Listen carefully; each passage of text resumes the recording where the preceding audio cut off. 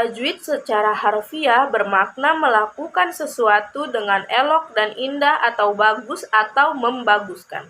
Tajwid berasal dari jawada dalam bahasa Arab. Dalam ilmu qiraah, tajwid berarti mengeluarkan huruf dari tempatnya dengan memberikan sifat-sifat yang dimilikinya. Jadi ilmu tajwid adalah suatu ilmu yang mempelajari bagaimana cara menyembunyikan atau mengucapkan huruf-huruf yang terdapat dalam kitab suci Al-Quran maupun bukan.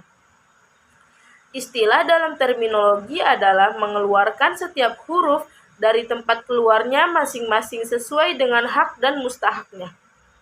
Hak huruf yaitu sifat asli yang senantiasa ada pada setiap huruf atau seperti al-jahir, isti'la, dan lain sebagainya.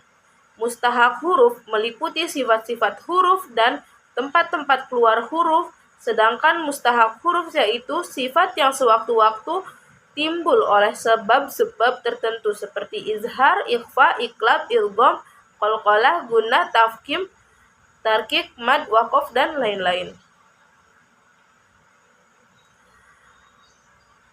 Hukum mempelajari ilmu tajwid adalah fardu kifayah, tetapi mengamalkan tajwid ketika membaca Al-Quran adalah fardu ain atau wajib kepada laki-laki dan perempuan yang mukallaf atau dewasa. Tujuan mempelajari ilmu tajwid adalah untuk menjaga lidah agar terhindar dari kesalahan dalam membaca Al-Quran. Kesalahan dalam membaca Al-Quran dikategorikan dalam dua macam, yaitu al-lahu al-jali atau kesalahan besar atau fatal, adalah kesalahan yang terjadi ketika membaca lafaz-lafaz dalam Al-Quran yang terdapat mengubah arti dan menyalahi huruf qura. Melakukan kesalahan ini hukumnya haram. Yang kedua itu al-lahul al-khafi atau kesalahan kecil, adalah kesalahan yang terjadi ketika membaca lafaz-lafaz dalam Al-Quran yang menyalahi namun tidak mengubah arti. Melakukan kesalahan ini hukumnya makruh.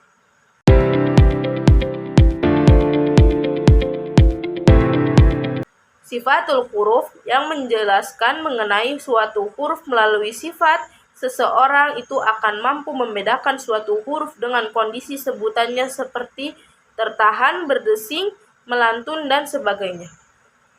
Kelebihan memahami sifatul huruf adalah sebagai pelengkap kepada makhrajnya. Dengan mengetahui sifatnya, dapat kita bedakan lafal sebutan untuk huruf yang makhrajnya sama. Adapun kita dapat mengidentifikasi huruf yang kuat dan lemah atau huruf yang dilafazkan secara tebal dan tipis karena sifat yang ada pada hurufnya. Pembagian sifatul huruf. Yang pertama itu sifat wajib atau lazimah. Sifat tetap yang pasti ada pada setiap sebutan huruf dalam semua kondisi, tidak terpisah dari suatu huruf itu sama ada pada kondisi berbasis maupun mati. Sifatul huruf dikenali sebagai sifat yang berlawanan, adapun beberapa sifat yang tergolong yaitu hams lawannya jah. Hams dari segi bahasa berarti menyembunyikan. Cara menyebutnya adalah dengan menyembunyikan huruf dan melarikan nafas bersamanya. Ada 10 huruf yang bersifat hams, yaitu fa, ha, sa, ha, shin, kho, sin, kaf, ta, shod. Sedangkan jahar dari segi bahasa berarti terang dan nyata. Cara menyebutnya adalah dengan menjelaskan huruf dan menahan nafas bersamaan. Terdapat 19 huruf yang tersisa dalam huruf-huruf shams. Beda sifat hams dengan sifat jar adalah huruf hams dengan melarikan nafas, sedangkan huruf jar dengan menahan nafas. Syiddah lawannya rokhawah. Pertengahan untuk kedua-keduanya. Sifat ini dinamakan tawasud. Syiddah dari segi bahasa berarti kuat. Cara menyebut menjelaskannya adalah dengan memperkuat hukum dan menahan suara ketika menyebut ada 8 huruf yang bersifat syiddah dan dikelompokkan, yaitu hamzah, jim, dal, qaf, to, ba, kaf, dan sa. Syiddah adalah tertahan aliran suara kata hams. Rokhawah berarti lembut. Ia disebut dengan sisa suara. Huruf-huruf rokhawah ada 16 yang tersisa dari huruf-huruf syiddah dan tawasud. Tawasud dari segi bahasa berarti pertengahan. Dari segi istilah berarti pertengahan suara. Sedangkan huruf-huruf tawasud terkumpul dalam kalimat lin umar. Lam, nun, ain, mim, dan ro. Yang ketiga, isti'la lawannya isti'fal. Isti'la mengangkat atau meninggi. Cara menyebutnya dengan mengangkat pangkal lidah ke langit-langit. Huruf-huruf isti'la ada 7, yaitu kha, shad, dod, ghain, to, qaf, dan dho. Isti'fal adalah rendah saat menyebutnya. Adalah kondisi lidah terang, tidak terangkat ke langit-langit, berarti tarki. Contoh huruf kha. Yang keempat adalah itba lawannya infitah. Itba menutup atau mendempik. Saat menyebut hurufnya harus melengkung keliling lidah ke langit-langit. Lidah terpisah dari langit-langit huruf qaf.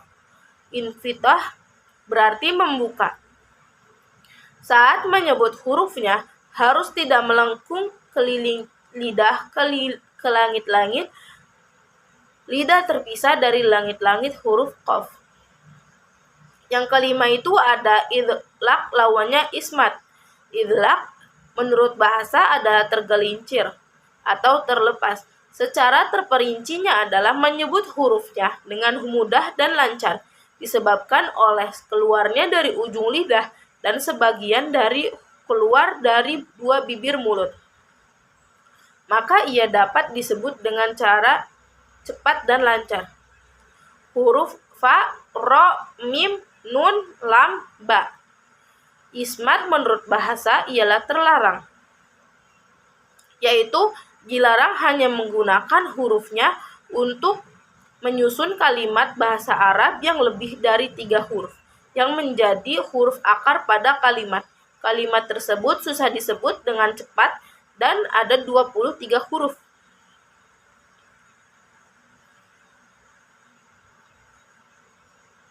Yang kedua itu ada sifat ar-ridhah, ialah sifat mendatang yang berubah-ubah untuk suatu huruf yang ada kalanya terpisah dari huruf yang menyertainya pula pada kondisi yang lain seperti tarkik atau tifis, tafkhim tebal, guna, idgham, atau ikhfa. Sifat ini dikenali juga sebagai sifat yang tidak berlawanan. Ada 7 sifat yang tergolong dalam hal ini, yaitu safir adalah suara yang menyerupai suara unggas atau hewani karena menyebut hurufnya dengan suara berdesir dan kuat dari antara 2 bibir mulut. Hurufnya itu ada 3, shad, zai, dan sin. Suara desiran terjadi pada huruf shad, paling kuat dibandingkan zai dan berikutnya. Perbedaan sifat safir dengan hams adalah desiran nafas yang lebih kuat dibandingkan hams, yang sekadar menyembunyikan hurufnya dengan hembusan nafas yang lebih ringan. Saat menyebut huruf shad, kedengarannya seperti suara angsa. Saat menyebut huruf zai, kedengarannya seperti suara lebah. Saat menyebut huruf sin, kedengarnya seperti suara belalang. Yang kedua itu ada qalqalah, memantulkan suara sehingga terdengar sedikit irama. khususnya hanya ketika huruf itu mati. Ketika waqaf, rama itu dibunyikan dengan lebih kuat. Ada 5 huruf qalqalah, yaitu qaf, po, ba, jim, dan dal. Yang ketiga itu ada lin, berarti lembut. Disebut dengan lembut dan mudah. Hurufnya ada 2, yaitu waw dan ya. Penyembunyian dengan sifat lin hanya terjadi ketika huruf itu mati. Dan sebelumnya ada huruf berbasis atas, misalnya waw dalam kalimat khauf dan ya dalam kalimat bait. Tarkik berarti berulang. Hurufnya satu saja, yaitu ro. Dinamakan takrir karena suara unik ro yang bergetar secara berulang, namun bagaimanapun vibrasi yang dibenarkan adalah sekali saja. Lebih-lebih pada kondisi sabdu. Tafashi berarti tersebar atau bertebaran. Hurufnya 1, yaitu shin. Dinamakan tafashi karena suara unik shin yang terbesar di daerah ujung lidah. Istilah berarti tersebar atau bertebaran.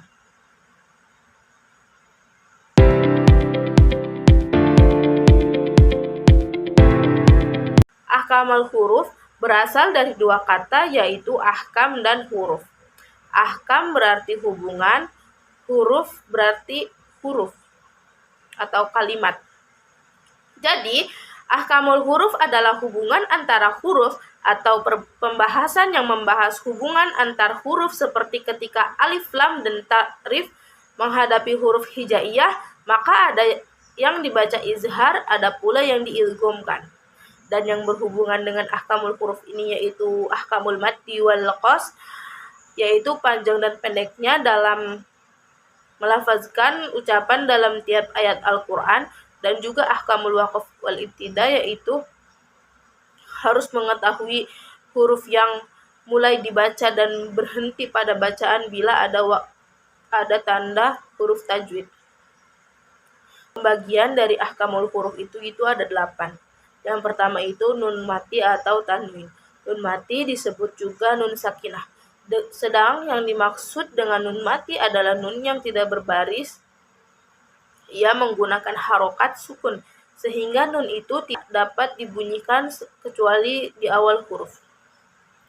Sedang tanwin adalah nun mati yang bertempat di akhir isim atau kata benda, yang kelihatan apabila dibaca secara waswal atau disambung dengan kata lain, dan akan hilang apabila diwakafkan atau diberhentikan. Bunyi bacaan tanwin ini sama seperti nun mati, sehingga hukum-hukum bacaannya pun juga sama. Dalam penulisannya, tanwin merupakan tanda harokat rangkap yang terdiri dari fathatain, kasrotain, dan dhammatain. Gunah adalah apabila ada nun mati bertasydid, adapun cara membacanya menunggu 2 harokat. Lalu yang ketiga itu ada idgham, adalah salah satu hukum dalam ilmu tajwid yang berupa berpandu atau bercampurnya antara 2 buah huruf atau memasukkannya 1 huruf ke dalam huruf yang lainnya. Oleh karenanya, maka bacaan idgham harus dilafazkan dengan cara meleburkan suatu huruf dengan huruf setelahnya. Yang keempat itu ada al-ta'rif. Salah satu tanda dari kalimat isim atau kata benda adalah dapat dimasuki alif dan lam.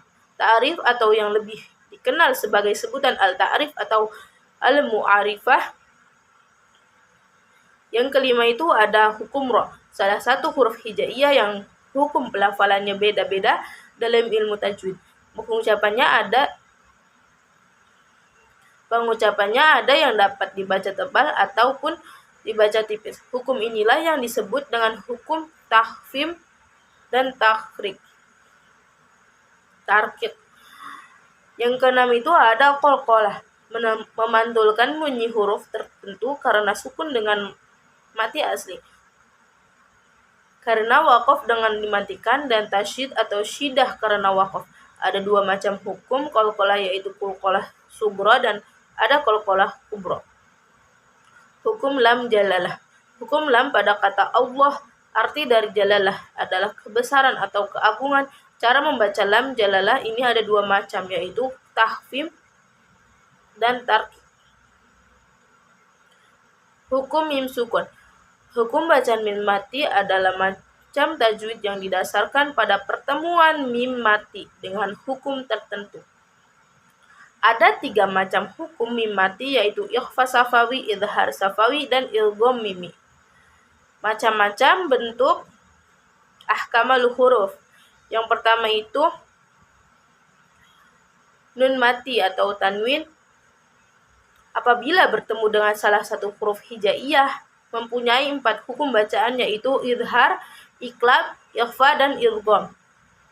Idhar artinya jelas atau terang. Nun mati atau tanwin dibaca idhar apabila bertemu dengan huruf kholqi atau tenggorokan yang jumlahnya ada 6, yaitu ha, ya, ha, kho, ain, ghain.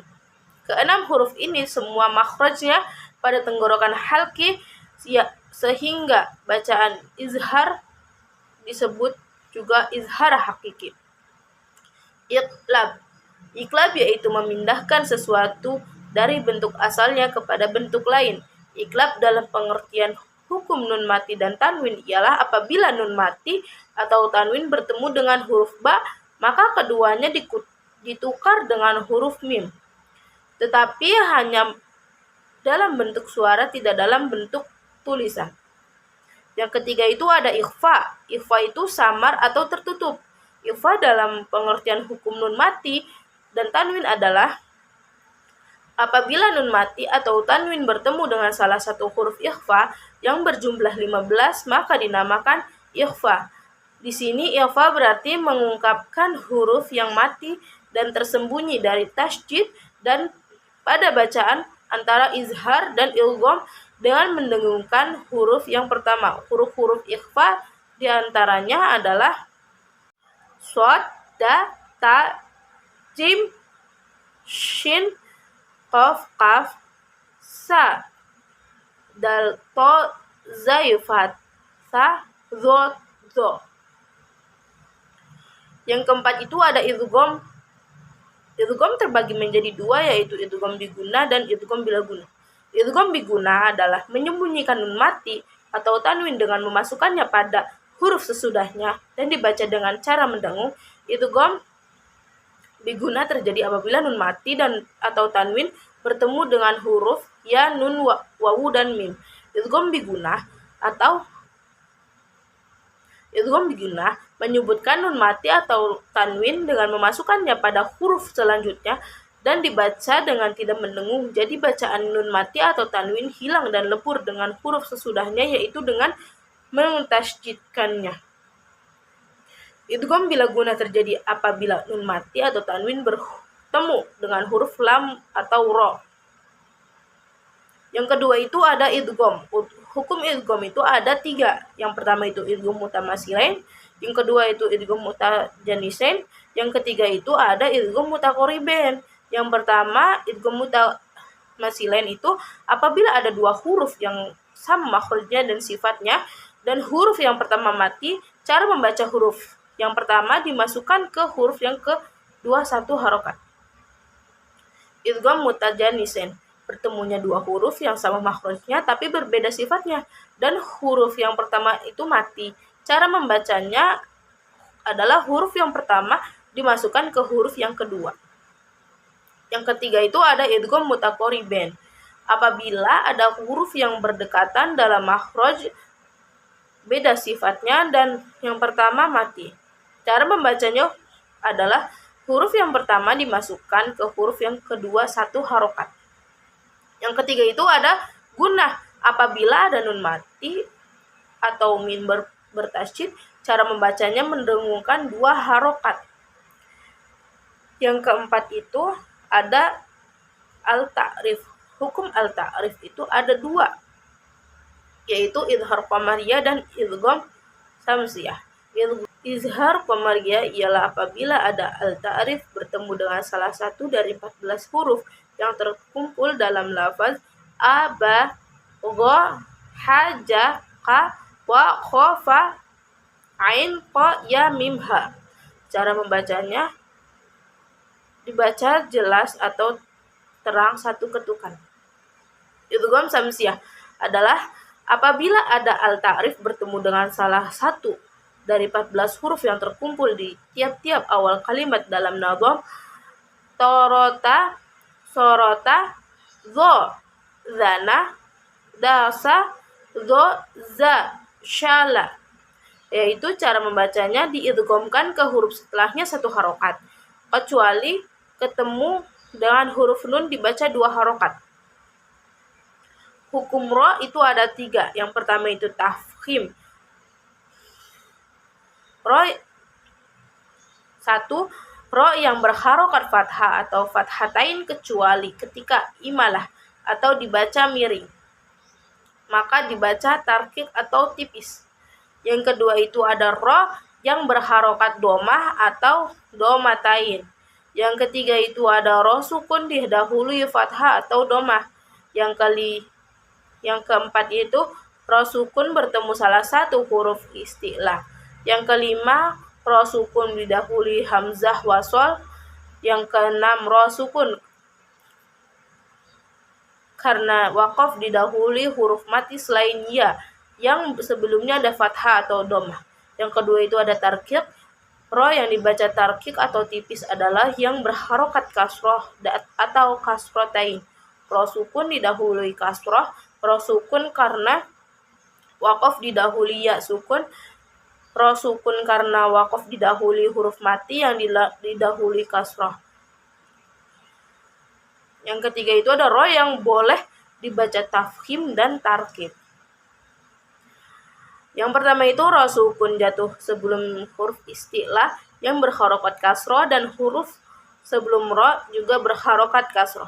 Ro mati karena waqaf jatuh sebelum huruf isti'lah yang mati dan sebelum huruf isti'lah berupa huruf yang berharokat kasroh. Ro yang berharokat kasroh dan setelahnya terdapat huruf ya yang dibuang kemudian diwaqafkan. Yang keenam itu ada qalqalah. Qalqalah itu dibagi menjadi 2, yaitu yang pertama qalqalah sugro dan yang kedua kubro. Qalqalah sugro adalah apabila huruf qalqalah berharokat sukun atau mati dan matinya asli karena tidak berada di akhir kata atau waqaf. Cara membacanya dengan memantulkan suara dari makhraj hurufnya dengan pantulan yang lemah. Qalqalah kubro adalah apabila huruf qalqalah berada di akhir kata karena waqaf dan tidak sukun asli. Cara membacanya dengan memantulkan suara dari makhraj hurufnya dengan pantulan yang lebih kuat. Yang ketujuh ada hukum lam jalalah. Yang pertama itu tafkhim. Lam tafkhim atau disebut juga dengan lam mufakhamah adalah harus membaca huruf lam pada lafal Allah dengan tebal, yaitu dengan cara mengangkat semua lidah menekankannya kepada langit-langit atas sambil menekan suara yang cukup kuat. Yang kedua itu ada tarkik. Lam tarkik adalah lam muraqqaqah adalah harus membaca huruf lam pada lafal Allah dengan tipis, yaitu dengan cara mengangkat lidah ke atas dengan suara rendah. Yang kedelapan itu ada hukum mim sukun. Mim mati bertemu dengan huruf tertentu mempunyai 3 macam hukum, yaitu idgham mimi, ikhfa safawi, dan izhar safawi. Yang pertama itu idgham mimi. Apabila ada mim sukun bertemu dengan mim, cara bacanya memasukkan suatu huruf mim kepada huruf setelahnya dengan mendengung 2 harokat. Yang kedua itu ikhfa safawi. Apabila ada mim sukun bertemu dengan ba, cara membacanya samar dengan mendengung 2 harokat. Izhar safawi apabila ada mim sukun bertemu dengan semua huruf hijaiyah kecuali mim dan ba.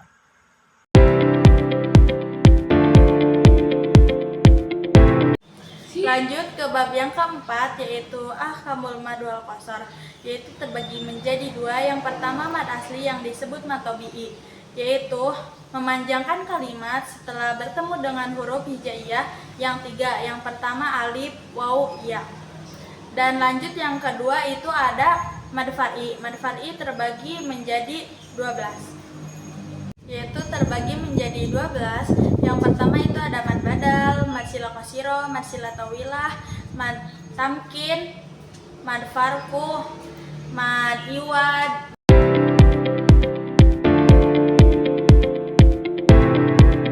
Lanjut ke bab yang kelima, itu ada ahkamul waqaf wal ibtida. Apa sih ahkamul waqaf wal ibtida itu?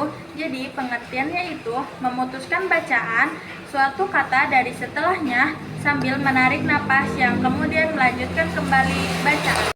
Lanjut, pembagian waqaf itu terbagi menjadi 4. Yang pertama itu ada waqaf idtirori, yang kedua ada waqaf intizahri. Lanjut, waqaf yang ketiga itu ada waqaf ihtibari, yang keempat ada waqaf ikhtiari. Lanjut, menjelaskan waqaf idtirori, yaitu secara bahasa adalah darurat, ataupun secara istilah itu adalah memberikan bacaan karena kondisi darurat atau sesuai yang menyebabkan pembacaan terpaling dari ayat Al-Quran, seperti kebiasaan napas, bersin, menjawab salam lupa mengenai ayat Al-Quran. Lanjut, menjelaskan waqaf ikhtiari. Secara bahasa, waqaf ikhtiari itu adalah pilihan, walaupun secara istilah itu memberikan bacaan pada suatu kata yang diserahkan pada pilihan atau kehendak si pembaca. Lanjut ke pembahasan selanjutnya, yaitu menjelaskan tentang waqaf ihtibari. Waqaf ihtibari secara bahasa itu adalah ujian, namun secara istilah itu adalah memberhentikan bacaan pada suatu kata dengan tujuan untuk menjelaskan hukum-hukumnya, menjawab pertanyaan yang berkaitan dengan Al-Quran atau ayat yang sedang dibaca. Walaupun berhenti pada kata yang dirasakan, maka belum tentu tepat. Lanjut ke yang selanjutnya, yaitu menjelaskan waqaf intizahri. Menurut bahasa adalah menunggu. Waqaf intizahri menurut bahasa itu adalah memberikan bacaan pada kata yang diperselisihkan oleh ulama qiraat antara boleh dan tidak boleh. Untuk menghormati perbedaan para pendapat itu sambil menunggu adanya kesepakatan, sebaiknya waqaf pada kata itu kemudian diulang dari kata sebelumnya yang tidak masuk arti yang dimaksud oleh ayat tersebut. Waqaf intizahri menurut bahasa itu adalah memberikan bacaan pada kata yang diperselisihkan oleh ulama qiraat antara boleh dan tidak boleh. Untuk menghormati perbedaan para pendapat itu sambil menunggu adanya kesepakatan, sebaiknya waqaf pada kata itu kemudian diulang dari kata sebelumnya yang tidak masuk arti yang dimaksud oleh ayat tersebut.